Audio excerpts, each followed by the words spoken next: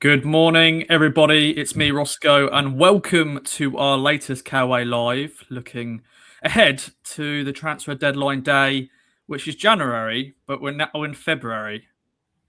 Just that's how it works because we couldn't have a deadline day over the weekend because of games and stuff like that. But thank you very much for joining us. I'm joined by two fine gentlemen in Stuart Watson and Alex Jones as we preview the final few hours of the window. Of course, it slams shuts at 7 p.m, always slam shuts, but there is also some other bits and bobs we're going to discuss, deal sheets and all that. But let's not muck about. Let's bring in the big dog. Stuart Watson, first of all. How are you, my friend? Very well, thank you, Ross. Yeah, I think as Alex is going to touch on now, it slams shut, but it's kind of left ajar for a couple of hours. So, it's a slightly more civilized hour. I think they're doing it in line with all the European leagues, aren't they? Which suits us. We don't have to do our after dark pod at a silly o'clock tonight. Yeah, your wife won't be crashing in, coming in. Because was that a deadline day one, or was that just a normal podcast? That was a deadline day one, yeah. Yeah. So there we go. But you never know, anything could happen. I know in Scotland, though, I think that slam shuts at 11 p.m. So anything could happen there. But AJ, you come in, my friend. Hello. Yeah, 7 p.m. Deal sheets. Discuss that. But how are things? Yeah, things are all good. I agree with Stu. This new 7 p.m. deadline suits me and us much better. As I feel like I've become a bit Mr. Live Blog from the last few transfer windows, and it can become quite intense when you're going from 8 a.m. until 11, monitoring things going right to the wire, and having it as a slightly more civilized hour, I think is quite nice. So, yep, fingers crossed we'll have a smooth sailing day, but not one that's too quiet. I don't think we want that. No, we don't. And someone did mention in the comments, James here, can you slam a window? I think you can only slam a door shut. Well, you can slam it if you want, but it would probably smash the window and the glass everywhere. I won't attempt it right now. I could do a live attempt, but I won't do that because, my other half won't be happy with me. But got a lot of people coming in the comments, boys, from different parts of the world. Got Jack here in Bali, in Indonesia. Good afternoon. It's good morning, of course, here. We've got another one here from Max in Australia, East Coast. 9 p.m. there. So it's morning for us, but everywhere else, it's everywhere. Lots of Australian blues. Lots indeed. The Aussies out there love it. But a lot of people tuning in from across the world. Let us know where you are listening and watching from. Where should we start, boys? I've got a lot of people saying morning, chaps. Nathan here as well. State of play. Let's talk about that because 2 ins, 2 outs so far, Stu, this window. Talk us through it. If people don't know, I'm sure they will know. Quick summary, as you mentioned, two local lads, 2 Ipswich boys have gone out on loan in Harry Clark to Charlton and Cameron Humphreys to Huddersfield. Both got off to good starts there. I see Cam scored at the weekend, which was good, and Harry was getting a bit of love from the Charlton fans.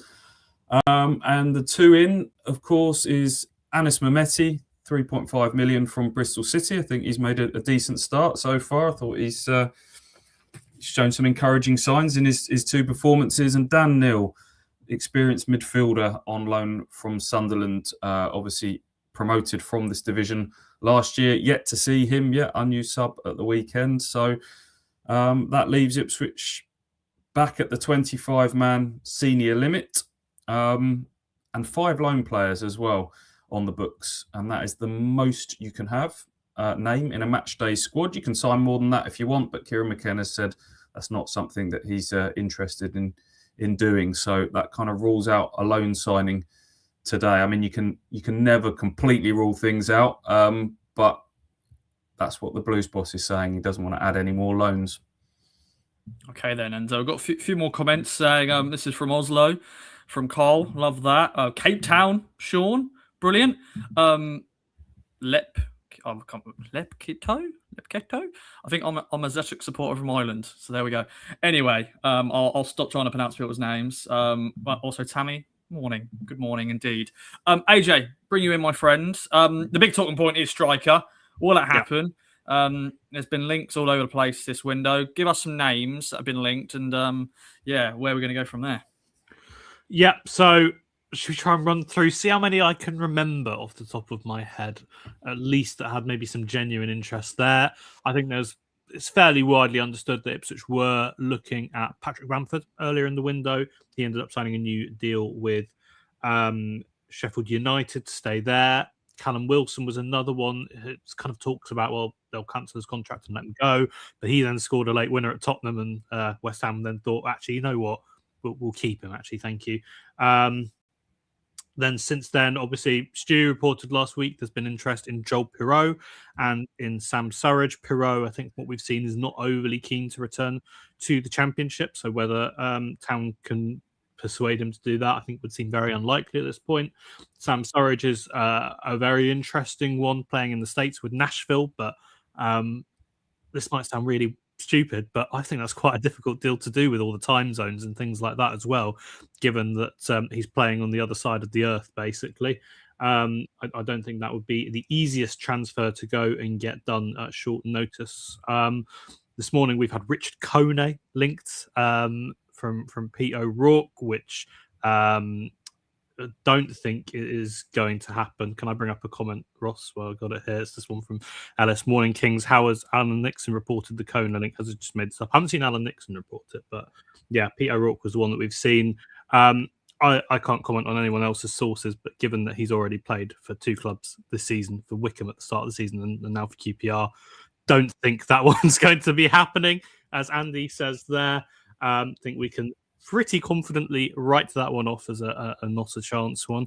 So we'll have to wait and see. There's been lots of rumours we've had coming out that won't materialise in any sort of deal. I can't even try and pronounce the lad from Bodo Glimt who was linked with Norwich, Hug, something like that. We know there's nothing in that one. There's been a couple of others that have been reported since that Town are not interested in, but yeah, we'll have to wait and see whether there is something that they can get done before 7:00 tonight. Definitely. And still, got a question here from Mike. It's interesting because a lot of people have been saying this since last summer, and it's our striker situation should have been addressed as soon as Delap said he wanted out. Now it's a double-edged sword. If no one comes in, failure by the club, anyone comes in now stinks of desperation. What's your thoughts on that? And yeah, Azon came in last summer, Trubatpom as well. How do you feel about those sort of comments? Hindsight's always a wonderful thing, isn't it? I remember I keep going back to it, I remember doing our live pod towards the back end of the Premier League season, and we sort of asked the room, I think it was after Hurst had just scored, lost at home to Forest, is that right? And he'd come on and scored another goal, and his goals per minute ratio in the Premier League was really good. And we had a whole debate about whether actually do Ipswich look better as a team with Hurst in it rather than sort of Delap playing off the cuff and being a bit of a wrecking ball. That was a genuine debate. Show of hands in the room, who would be comfortable with George Hurst stepping straight back into the number 1 striker role next season? And virtually everyone put their hands up, and there was a lot of good feeling around George Hurst. Now, on top of that, they go and sign a Championship Golden Boot winner in Trubatpom as well. Azon comes in on loan, who we didn't know loads about, of course. So it's a bit easy in hindsight to sort of say they should have done more in the striker market last summer. It's a different question now. Do they need to do something, given what we've seen for the first half of the season? Has Hurst kicked on in the way we hoped with the number 9 on his back? No, if we're being brutally honest. Has it taken Azon a little bit of time to get himself up to speed? Yes, I thought he was really good against Bristol City recently, but it's one game. And Akpom, we're still not sure whether he's a 9 or a 10. So it leaves them in a bit of a difficult situation for Kieran McKenna, because it's not an easy window.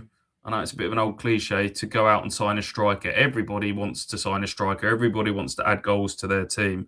But Ipswich are a top-end Championship club, hopefully getting back to the Premier League next season. It has to be better. You've got to be really confident that it's better than the 3 that you've got. And that's a fairly small pool of players we're talking about here, isn't it? So, yeah, I think that's where I'm at the moment. I'm trying to look at it objectively in terms of what they didn't do last summer, in terms of the difficulties of this window. And ultimately, you're probably going to ask me, what do you think chances are of it happening today? I'm not overly confident at the moment, because I just think at this stage it's not like the last championship season where they had to sign a striker in Kiefer Moore because the Dapo had left, because Hurst had done his hamstring on Boxing Day. They needed a striker just in terms of numbers. It's different this time around. And would I be okay with that? I'd be a little bit disappointed, because it does feel like it would provide a boost, and the whole, I know it's a big narrative amongst the fan base, but equally, I don't want to see him go out and do something as a panic signing and waste some money. And I'd rather they do the right thing in the summer than the wrong thing now. That's probably where I'm at. Yeah, because it's back in the day where Gassner had me and sort of stuff like that. But I'm going to bring up this question, AJ. I hope you're okay to answer this. But this is from DK45SW. Morning, Kings. We seem to have been pretty strong at getting in good wingers, midfielders, defenders in the game changer era. But our number 9 recruitment has been questionable. Any thoughts on why? But he did say, expectation of Delap, of course, because that was a decent recruit. But yeah, just thoughts on that. Yeah, I think it kind of links up with a few things. I mean, the market is difficult. Let's make that clear. The striker market in the Championship is not easy for teams, especially then for a Kieran McKenna striker. And it's something that I feel like I bang on about too much. But I still think it's true that you can't go out and sign player X because he's scored this amount of goals in the Championship.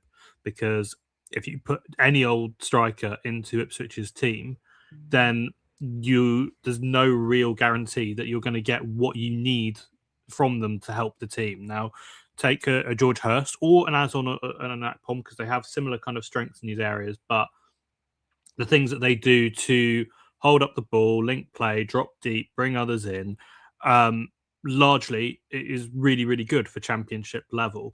So you need someone that can do that, but then can also go and do the finishing side of things on a more consistent basis, because Azon and George Hurst missed too many chances simply, given what Ipswich have created.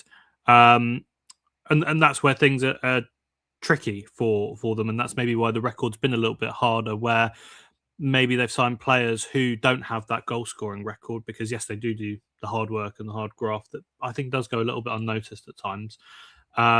And at the same time, the pool is so small. Like, if I said to you, go out and find a number 9 who can do all of the work rate things that George Hurst does, but also puts chances into the back of the net more consistently, how many players are you going to find that are accessible to a Championship club? That's where things are harder. And the one time that they have definitely got the striker market right was when they were a Premier League club, and they went and they signed Liam Delap, who did tick all those boxes. So that's why I think it is trickier. And that's probably the issue that Ipswich have found themselves in now, where you look at players like, I'll take Pirro, who they've been interested in. Excellent finisher. Can he do the stuff that George Hurst does, or that Azon does, or that Akpom does off the ball? I really don't think so. And I think there's quite a few players that fall into that bracket. Yeah, and we won't want to spend the whole of this chat talking about strikers. I know that's the key talking point.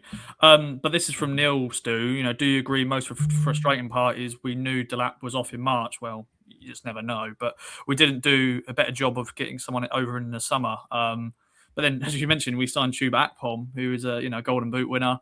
We had Sammi Szmodics in the team at the time. We'll get to him lately.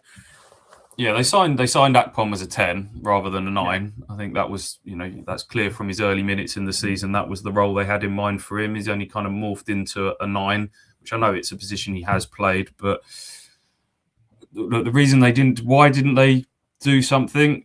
Because they had confidence in Hurst, and there was reasons for that, and it was reasons that a lot of the fan base shared. I know that's the opinion around George Hurst has changed over the last few months. Controversial. I didn't think he was awful on Saturday. I know people have come away from that, and that's really hyped up this narrative that he's not good enough and they need another striker. Yes, he missed that bad. That was a poor miss when Mehmeti put him through, but the one where he was cleared off the line. I thought he did a lot of good work there. I thought he came on and provided a lot of energy with his pressing and stuff like that. And the goals narrative around strikers, he's got 6, Azon's got 2, Akpom's got 2. So that's 12 in the first half of the season. That's pretty much on par for what the striker provides in a Kieran McKenna Ipswich Town team. The goals tend to come from other areas. So I don't get too fixated on the goals record. Ipswich are the second top goal scorers in the division.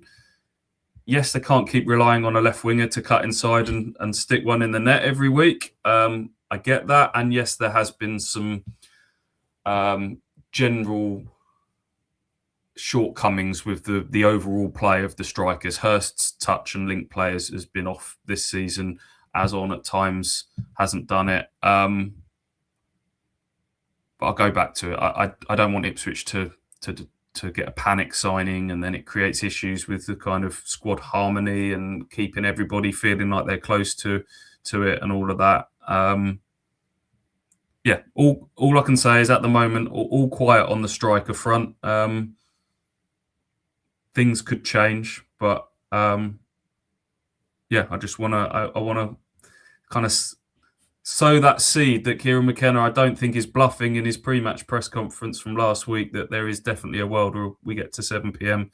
tonight and Ipswich haven't signed a striker. There we go. And you mentioned left wing, Stu. I'll keep with you. We've got an update. This is from Sean. Just wants an update on Jaden Philogene. Is there any update to share on Jaden's injury? Is not seeing much reported about it. He could be back sooner than we actually think. Yeah, it's not even impossible that he's involved tomorrow night at Portsmouth, from all accounts. I think that's what Kieran McKenna said, didn't he, in his pre-match, Alex? And then Nunez, hopefully not too far back. Certainly the Wrexham League game is when they're hoping both will be back by. Yeah, it was quite interesting coded phrasing this from Kieran McKenna, wasn't it? Because he said, we hope both of them will be soon. I'm not going to give you too much, but I'll tell you that we hope that, there's a chance that one of them could feature against Portsmouth in midweek, but I won't tell you which one. Now, you have to look back then at what Kieran McKenna said after the Sheffield United game, where he said of the two, he expects Jaden Philogene to be the first one back. So by all accounts, I think we can use our guesswork and our intuition to assume that he's referring to Jaden Philogene as the one who could be involved tomorrow night. There we go. There, Sean, an update on Jaden Philogene for you. Ben here, quick one. Good evening from Sydney. Unless there's a signing in the next hour or two before I go to bed, I hope to wake up in the morning with signing news, but I'm not expecting one. Could be a big departure though, boys. Sammi Szmodics or Sam Szmodics. I don't think we ever got the opportunity to ask, because he now goes just Sam, isn't he? Just Sam on social media, and even just the club just says Sam. But for me, I like to say Sammi Szmodics. But he's been obviously a lot of interest. Derby, John Eustace, who's former manager at Blackburn, of course, interested in bringing him back. Wrexham, another team. Stu, it's feel like it's been ongoing for pretty much all of January, this one. Yeah, this will get done today, I'm sure of it. The fact that he wasn't in the squad at all at the weekend tells you that this is edging closer. My understanding is that Derby's the more likely destination at this moment in time. As you say, with the Eustace connection there, Derby wanted him back last summer.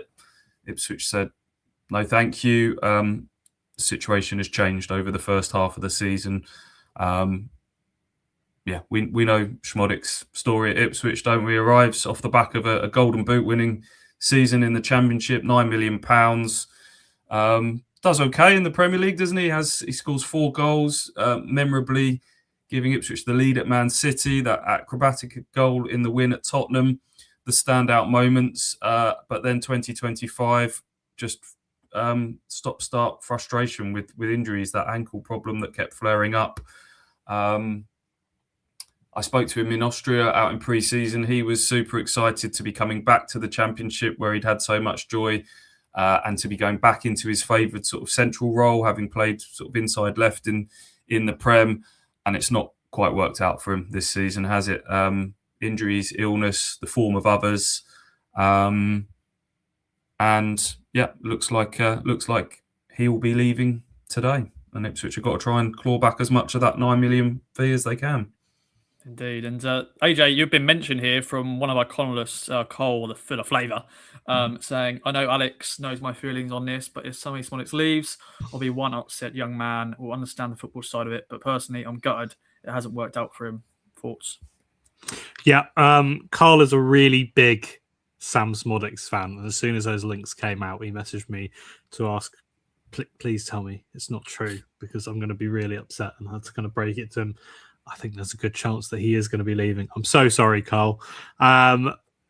Yeah, I think that it is a bit of a shame, isn't it? Because it felt like at the time when he signed, it was like, this is his big move. He's going to go play in the Prem.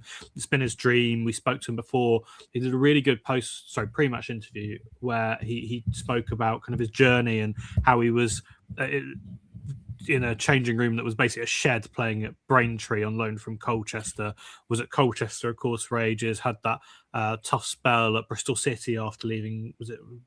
Might have been from there, and then he went to Peterborough, found his form. It's been a real journey for him, and I think that he's one of those players who fits the characteristic that we've seen from a lot of these Ipswich players who've had similar journeys. Cameron Burgess in previous years, others who've worked their way up through the ranks, and I really like that side to it. I really like who he is as a player. I really loved what he offered in the Premier League for that first half of the season before the injury. It just hasn't worked out, unfortunately. It's disappointing that he's been able to move closer to home, probably now for his opportunity to be further away from home. But if he does move on today, then I think we'll all wish him the best, because he's delivered some great times, most notably the few seconds of glory at Man City, and of course that goal at Tottenham as well.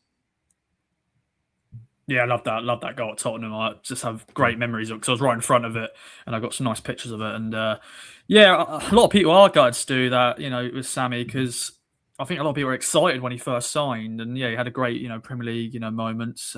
Just hasn't worked out, and some people are a bit concerned that he'll go to Wrexham or Derby, and they're obviously, fighting for the playoffs, and we could be potentially going head to head with them if we miss out on the automatics. Yeah, it's got potential, isn't it, to come back and bite on the bum. Certainly in the case of Wrexham, that would be interesting if he went there, given we got 2 trips to Wrexham coming on the horizon.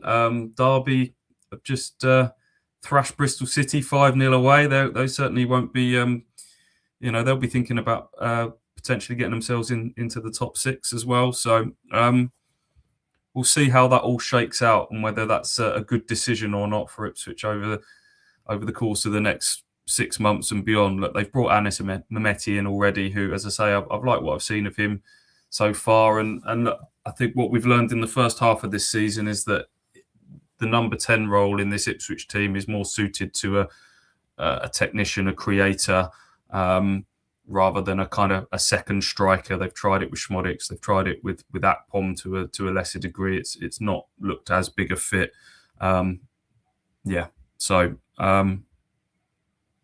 What we do know is that, as I said, Kieran McKenna said that Szmodics is not someone, if he does go, that they'll look to sort of get a like-for-like replacement for. Today, he's comfortable with his options on that sort of left side and number 10 role. He's got Philogene and Clark on the left. He's got Nunez and Mehmeti in the 10. And they're pretty good options, aren't they, when you kind of read them out and look at them on paper. So Szmodics very likely to go today, and there won't be a sort of a like-for-like player coming in his place. There we go then. AJ, we had a comment early doors before we went live, and this is from Craig. He goes, I think that's it. No more signings, playoffs if we're lucky. How are you going to feel if, we don't sign any players, if Szmodics does leave, and then, that's it? How do you feel about it all?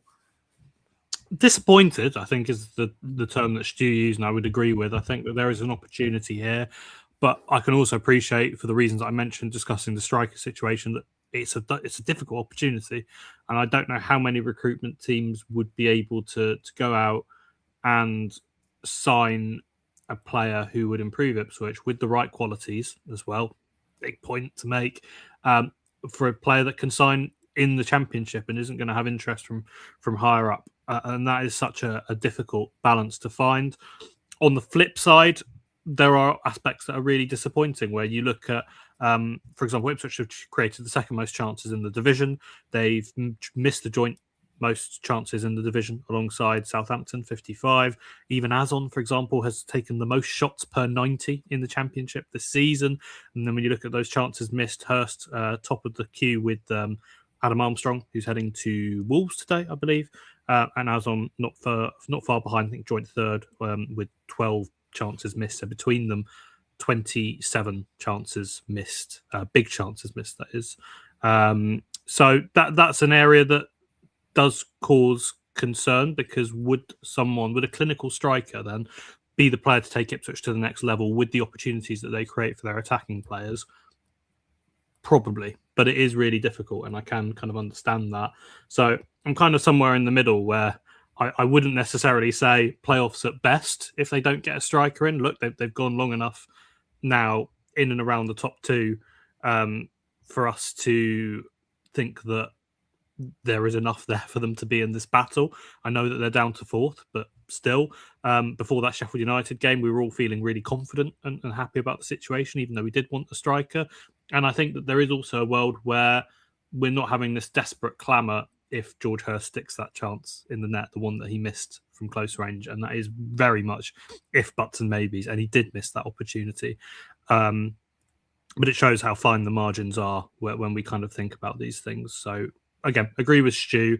I do also think that I would rather go without a new player, a new number 9 today, rather than get it wrong and sign someone that you're kind of stuck with. For example, even in the Premier League, that you're not even able to move on. And maybe that's a situation that Ipswich have found themselves in with 1 or 2 players, and they don't want to fall into that trap again. There we go. And oh no, I'm sorry, I have a big 2002. You boys aren't making my Monday any better, especially on the even away day at Fratton Park on Tuesday. Sorry, but you never know. Anything can happen in this window. We're going to wrap up very shortly, but Stu, any other business from you? I've just realised, back in the day when it was like a big thing on Sky Sports transfer deadline day, and yellow. Yellow. Jim White would have the tie, and the other presenters will wear yellow. So I've done that theme as well. I'm bringing it back. But yeah, any other business, my friend? Anything else today? Let's talk about John Egan. Over the last few days at Hull. Understand there's nothing in that. Hasn't been anything in it at all. I think there's people perplexed at Ipswich as to where that's come from. Kieran McKenna's been sort of consistent in saying that Elkan Baggett, as much as he'd like to send him out on loan to get minutes, he needs to keep him around as a fourth choice centre half. Not many teams have fewer than 4 centre halves. So don't think anything's going to change on the centre back front. Ben Johnson would have been a possibility to go out, I would have thought, this month. That situation has changed with Ashley Young picking up a serious hip injury in training. Obviously, with Clark having gone out as well, that leaves Johnson as the kind of the next in line to Darnell Furlong at right back. Left back, Davis is probably the only player that hasn't got a kind of like-for-like backup, but I don't think, this month, certainly the deadline day is a day to go out and try and sort of get cover for him. Greaves can fill in there if needs be. Anything else? The only area that I can give you a potential for, and this sounds mad saying it out loud, but it is right wing. We're talking a lot about Ipswich's shortfallings in the striker department. Ipswich went out and spent 30-odd million on 2 right wingers last summer. And it hasn't quite worked out for either of them so far in Sindre Varlet-Ageli and Casey McAteer, has it? And we're at a stage where Wes Burns, in most people's minds, is probably Ipswich's best option on that right wing at the moment, fresh from a year-long knee injury. Would Ipswich do something there? I mean, the goal and assists output from that side hasn't been great, has it? We're all sort of gnashing our teeth about striker and how that has been a shortfalling, and that could take Ipswich to another level. Could do with the right winger sort of output improving there a little bit. How do you make that work? One of them would have to depart, wouldn't they? McAteer's played for 2 clubs already this season. You're swallowing some pride there if you're doing something with him. That would have to be sort of to another league after the window's shut. So there'd be a way around it, doing it that way, maybe a loan and, boost him up a little bit away and then look at him again further down the line, or even a Wes Burns. I would have said maybe a month or so ago, Wes Burns, I could see someone, going out on loan for being the best thing for his career. But the impact he's had has really pleasantly surprised us. I'd be surprised if they'd let him go. I'm spitballing there. I think it would be a surprise, but that's the only other area of the squad that I can give you a potential incoming for today. Okay, then we shall see. But as it stands, no incomings, but potential Sammi Szmodics leaving the club. AJ, let you sort of finish off. You're going to be obviously manning the live blog, so I go and head over to the EADT website to check out AJ's live blog, bringing all the transfer news from the Championship and just anything that you see, my friend, I'm sure. Yeah, going to be a busy one. I just wanted to go back to that point Stu made. I didn't want to kind of bring him up on it. With the McAteer one potentially going out, would he be able to even go abroad, given the fact he's played for 2 clubs already in the season?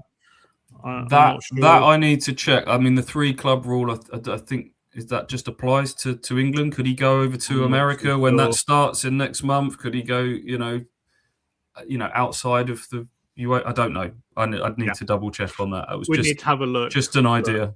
Yeah, I think that would probably be a complicated one to do, but I agree with the right wing point. Should we touch on, because you mentioned it at the start and we haven't been able to do it yet, should we touch on deal sheets, because they're new to the Championship and some people might not be as familiar with them. So the window shuts at 7 o'clock, but that might not be when the fat lady sings regarding transfers. There is still the opportunity for things to go through, and that is because from this January transfer window, this is the first window that we've had this introduced outside of the Premier League. You can sign a deal sheet. So what that means is that if everything's agreed, but you've not kind of dotted the I's and crossed the T's on a contract and everything's signed off, that you can extend the kind of deadline to get everything done and announced and formalized by 2 hours. So what you would need for that to happen would be you'd need both clubs to sign off that there is an agreement in place. You would need the player to sign that there is an agreement for him to join the club.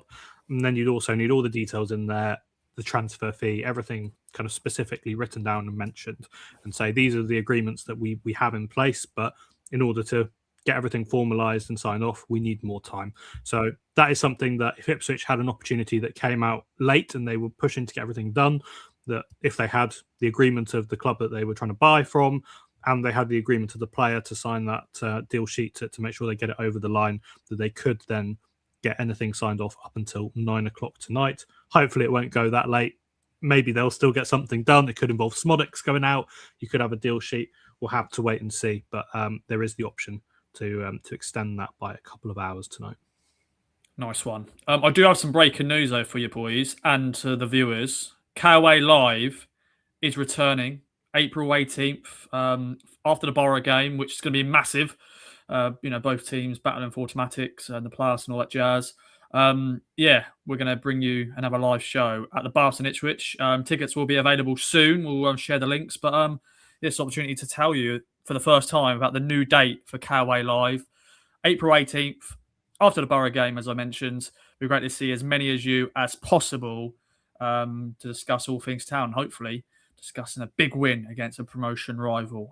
But thank you very much for joining me, Stu and AJ. I'm sure you're going to be making sure to keep everyone up to date with any other transfers for the rest of the day. But I'm sure we're just going to be happy when it does, as the window doesn't slam shut. What are we saying?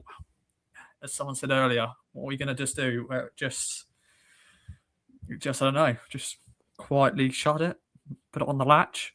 Just gently closed, yeah. Gently closed. It's always on the latch. It's always on the latch, I suppose, isn't it? You know, it's we're into February now. It opens again in, season's done by sort of May, isn't it? You're never far away from another transfer window. People do have to remember that. But look, crunch time, business end of the season. I get it. It's a big opportunity for Ipswich. They've put themselves in a great position. I think it's an average championship this year, and I think this is an opportunity for Ipswich to go back up at the first time of asking. Picture could be very different next year in terms of the strength of the league. That will be the second and final year of parachute payments. So I understand the argument that Ipswich have got to leave no stone unturned here and be left with no regrets. And that's the bit that feeds into the argument of they've got to do everything they can to upgrade the striker. Easier said than done, I guess, isn't it? And we'll see how it all shakes out come 7 p.m. Yes, indeed. And we'll be live once again this evening. Heafy, of course, the big dog, will be hosting that. So join us later tonight to discuss, well, hopefully something, but we'll obviously review the window as a whole and, of course, answer your questions and flash up your comments. But thank you very much for joining us for this morning preview of the transfer deadline day. Check out AJ's live blog and all that jazz. And we'll speak to you next time. Bye-bye for now. Thanks again.